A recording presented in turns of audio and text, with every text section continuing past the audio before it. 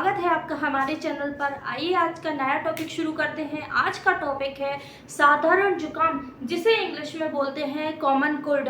आजकल अभी जो मौसम चल रहा है, आपके सभी के घर में साधारण जुकाम सभी को हुआ रहता है। और जो कॉमन कोल्ड है वो बहुत ही नॉर्मल सी बीमारी है, ये हर मौसम में हो जाती है। लेकिन अभी जो मौसम चल रहा है तो इस समय ये बीमारी ज़्यादातर देखने को मिलती है। ये बीमारी है जो वायरस के द्वारा होती है। आमतौर पर यह बीमारी एक वायरस के द्वारा होती है जिसका नाम है राइनो वायरस। इसका नाम क्या है? Rhino virus. तो ये एक प्रकार की कैसी बीमारी है? विषाणु जनित अर्थात वायरल डिसीज। इंग्लिश में विषाणु जनित को क्या बोलते हैं? ये वायरल डिसीज है। ठीक है, तो ये बीमारी कॉमन, नाम ही है इसका कॉमन, यानी कि कॉमन वे में हर किसी को हो जाती है और ये ज़्यादा गंभीर बीमारी नहीं है। इसका जो वायरस है ये याद रखेंगे, क्योंकि ये एग्जाम में ऑब्जेक्टिव क्वेश्चन में देखने को मिलता है कि जो साधारण सर्दी है, साधारण जुकाम है, वो किस वायरस के द्वारा होता है? राइनो वायरस के द्वारा होता है। इस बीमारी में होता क्या है? जो बीमार व्यक्ति होता है उसके नाक में, गले में और जो श्वसन नली होती है उसमें संक्रमण देखने को मिलता है। कहाँ कहाँ? नाक में, गले में और श्वसन मार्ग, इन तीनों जगह पे क्या होता है? संक्रमण होता है। तीनों जगह पे हमें क्या देखने को मिलता है?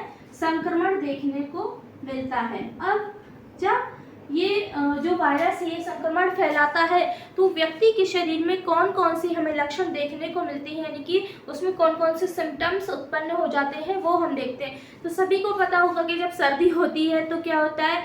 खांसी आती है, छींक आती है, नाक का बहना, सीने में दर्द, इस टाइप के कुछ लक्षण देखने को मिलते हैं, जो कि मैं आपको लिखित रूप से बताने वाली हूँ। तो देखिए, सबसे पहले कॉमन कोल्ड की जो पहला लक्षण है वो क्या है? सर्दी हो जाना। क्या होना?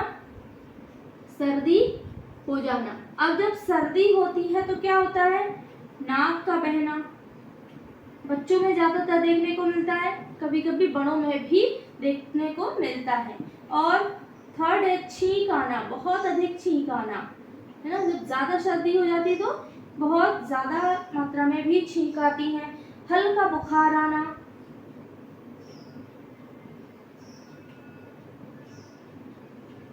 और ठंड लगना।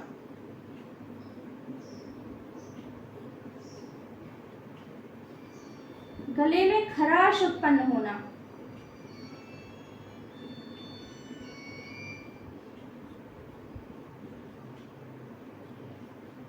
गले में खराश उत्पन्न होना, या फिर ये भी कह सकते हैं कि गला लगना।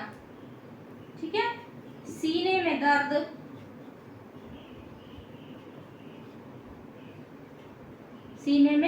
दर्द, अब जो नासा मार्ग है या नासा पथ है, जिसे घ्राण मार्ग भी कहते हैं हिंदी में, घ्राण मार्ग या फिर नेजल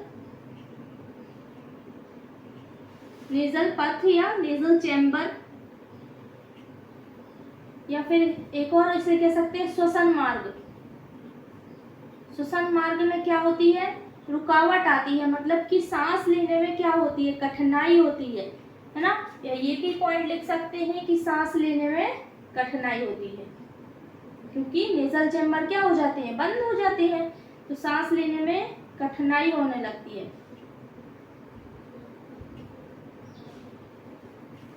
ठीक है, हल्का बुखार भी आता है। तो ये इसके क्या हो गए? लक्षण हो गए कॉमन कोल्ड के। कॉमन कोल्ड वायरस से होता है जिसका नाम है राइनो वायरस। और ये कहाँ कहाँ पे संक्रमित करता है? मुख्य रूप से नाक में, गले में, और जो श्वसन मार्ग है अंदर जहाँ से हम सांस लेते हैं उसमें रुकावट उत्पन्न करता है। इसका यदि हम संक्रमण काल देखें, संक्रमण काल यानी कि ये बीमारी कितने दिनों तक रहती है व्यक्ति में, तो ये रहती है 3 से 7 दिनों तक। कितने दिन? 3 से 7 दिनों तक इसका संक्रमण रहता है, यानी कि साधारण जुकाम 3 से 7 दिनों में ही ठीक होता है और अपने आप ही ये बीमारी ठीक हो जाती है। अब हम देखते हैं ये जो बीमारी है ये कैसे फैलती है, यानी कि इसका जो संक्रमण है वो कैसे होता है। आप सभी को पता है कि जो रोगी व्यक्ति होता है उसको सबसे पहले क्या होती है, छींक आती है, खांसी आना नहीं लिखा है, यहाँ पे लिख लेना, और इसमें खांसी भी आती है, सर्दी जुकाम। तो उसको क्या होती है, सर्दी हो जाती है तो छींके आना, मुख्य रूप से खांसी आना। इन दोनों लक्षणों के समय जब व्यक्ति छींकता है या खांसता है तो कुछ वाटर ड्रॉप्स यानी कि जल की बूंदें बाहर आती हैं और वो आसपास की चीज़ों पर ठहर जाती हैं, जैसे कि रोगी व्यक्ति का पेन, किताब, कीबोर्ड, माउस, इन सब पर ये बूंदें ठहर जाती हैं। और जब कोई स्वस्थ व्यक्ति उसकी वस्तुओं को इस्तेमाल करता है तो वह व्यक्ति भी उसके संक्रमण में आ जाता है, यानी कि उस व्यक्ति को भी कॉमन कोल्ड होने की चांसेस होते हैं। यानी कि जो रोगी व्यक्ति है उसके आसपास की जो वस्तुएं हैं उस पर उसके छींकने की, खांसने के द्वारा जो छींट आती है या जल की बूंदें आती हैं वो उस पर चिपक जाती हैं, और चिपकने के कारण वो उसको संक्रमित कर देती हैं, और संक्रमित करने के कारण वो जब वस्तु किसी दूसरे व्यक्ति के द्वारा उपयोग की जाती है, किसी स्वस्थ व्यक्ति के द्वारा उपयोग की जाती है, तो वो व्यक्ति भी रोगी हो जाता है, यानी कि वो व्यक्ति भी बीमार हो जाता है कॉमन कोल्ड के द्वारा। इसलिए क्या कहा जाता है, बहुत अच्छी तरह से जब भी खांसी आती है या छींक आती है तो हमें रुमाल का प्रॉपर उपयोग करना चाहिए ताकि हमें दूसरे व्यक्तियों को रोगी ना कर सके। तो इसके कुछ उपचार भी हैं। तो संक्रमण कैसे होता है मैंने बता दिया कि रोगी व्यक्ति के थूक से या उसकी जो वाटर ड्रॉप्स होती है उसके द्वारा ये बीमारी होती है। तो इसके जो उपचार हैं वो कैसे हो सकते हैं। उपचार में हम देख सकते हैं कि सबसे पहले आराम करना। क्या करना, आराम करना।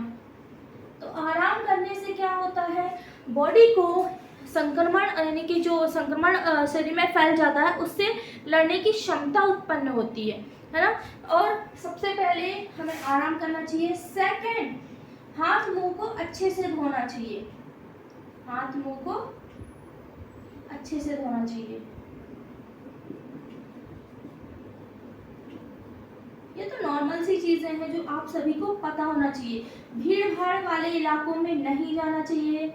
क्यों नहीं जाना चाहिए? क्यों, ऐसा तो नहीं सोचते कि हम भी बीमार है तो सामने वाले को भी बीमार करें। नहीं, ये थिंकिंग नहीं होनी चाहिए।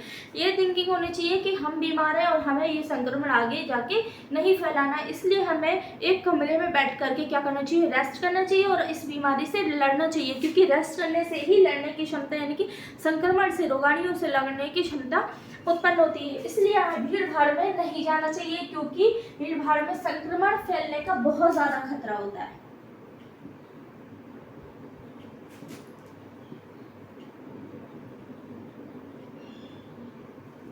फोर्थ है संतुलित आहार। संतुलित आहार लेना चाहिए। हमें फ्रेश फूड ही खाना चाहिए, बासा खाना नहीं खाना चाहिए। फ्रेश फूड से क्या होता है, शरीर में इम्यून पावर बढ़ता है, रोग प्रतिरोधक क्षमता उत्पन्न होती है, जिससे व्यक्ति बहुत जल्दी ठीक होता है ना। तो फ्रेश फूड हमें लेना चाहिए। इसके अलावा बॉडी क्या हो जाती है, डिहाइड्रेट हो जाती है, यानी कि निर्जलीकृत हो जाती है, हमारे शरीर में जल की मात्रा कम हो जाती है। इसके लिए हमें क्या करना चाहिए, तरल पेय पदार्थ लेना चाहिए। अब सर्दी है तो कैसे लेना चाहिए, गर्म तरल पेय पदार्थ है ना, जो पेय पदार्थ होते हैं या ड्रिंक होती हैं उसको गर्म मात्रा में लेना चाहिए, जैसे कि सूप, गर्म पेय पदार्थ। तो गर्म पेय पदार्थ कौन कौन से हो जाते हैं, सूप हो जाता है ना, गर्म जूस हो जाएगा और गर्म काढ़ा। तो इन सब से क्या होता है, गले में जो खराश होती है उसको भी ठीक होने में राहत मिलती है, और गर्म पेय पदार्थ से जो श्वसन मार्ग बंद हो जाता है वो भी ओपन होने में हमें सहायता मिलती है। ओवर द काउंटर दवाइयाँ यानी कि मेडिसिन हमें ले सकते हैं। अगर ज़्यादा जुकाम है या सर्दी में ज़्यादा तकलीफ है, जैसे कि पैरासीटामोल, सभी ने सुनी है पैरासीटामोल। ये दवाई क्या करती है, ये दवाई शरीर में जो भी हाथ पैर दर्द या फीवर है उसको कम करने की, दर्द से लड़ने की पावर देती है। तो पैरासीटामोल वगैरह इस टाइप की कुछ दवाइयाँ हम ले सकते हैं, लेकिन कब, जब बहुत अधिक हाथ पैर में दर्द हो या बहुत अधिक फीवर हो। इसके अलावा नमक की गरारे कर सकते हैं, गर्म पानी में हल्का नमक डाल करके नमक की गरारे कर सकते हैं। क्यों कर सकते हैं? क्योंकि इससे गले की खराश में राहत मिलती है, गले की खराश राहत मिलती है।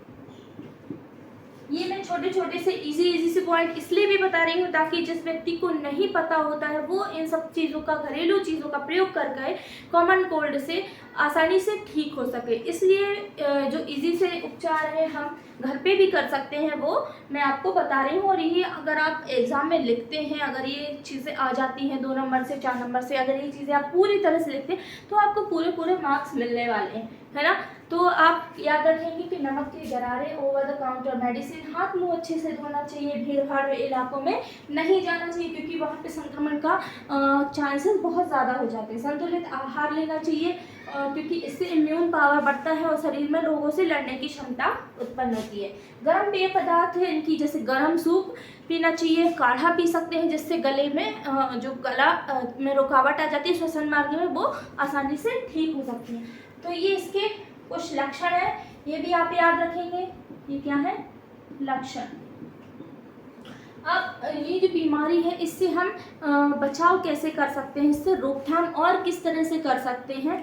ये जो बीमारी है इसमें सबसे पहले आपको स्वच्छता का ध्यान देना चाहिए, यानी कि रोज आपको स्वच्छ कपड़े पहनना है और स्वच्छता का, आसपास का जो माहौल है उसको स्वच्छ रखना चाहिए। हाथ मुंह धोकर के ही आपको भोजन करना चाहिए और ज़्यादा हो सके तो आप छोटे बच्चों से या बुज़ुर्गों से थोड़ा सा दूरी बनाकर चलें क्योंकि ये बीमारी बहुत जल्दी संक्रमित होती है, यानी कि इसका जो संक्रमण है वो बहुत जल्दी होता है।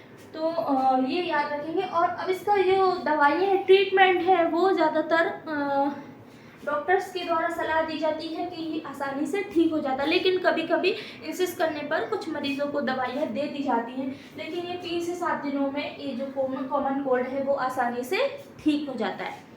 तो स्टूडेंट्स, ये रही कॉमन कोल्ड पर आज की वीडियो। उम्मीद है आपको पसंद आई होगी, और वीडियो पसंद आए तो प्लीज़ वीडियो को लाइक करना ना भूलें, वीडियो को शेयर करें, सब्सक्राइब करें, अपने परिवार में, अपने दोस्तों में, सभी को ये वीडियो शेयर जरूर करें। Thank you.